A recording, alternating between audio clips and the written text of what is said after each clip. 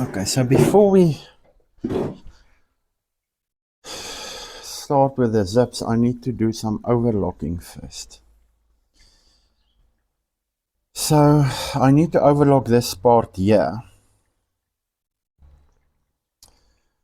So I want to see, this is now the more tricky part because I'm not sure how it's going to look at the end. So let's do this and see if we can get sort of a perfect overlock here.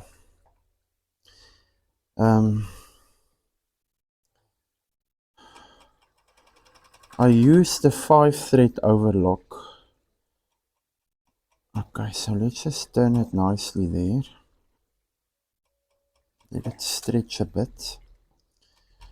And then we see, it mustn't go too far because I wanted to cut, but I also wanted to just go like this here. Okay, let's see. Okay, so this looks fairly fine. I'm going to cut it out, cut it off here on top. So this looks fairly fine, I think, for the for what we are trying to do here. I'm not sure. You see, at the end of the day, you want it to look neat and clean. So we will have a look. Not happy there, but let us have a look and see. So this one we have to do exactly the same now. So we're just going to let it go. There it is. I want it to go like this, sort of, yeah.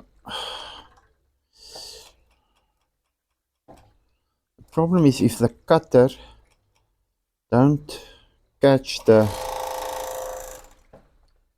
cloth, then your stitches aren't neat. But they look fine, these ones as well. So let us go and do the zip now. I never do this part like this. It's just because I now need to do the other zip.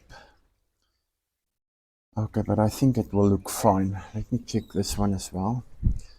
I think this one will also be fine at the end.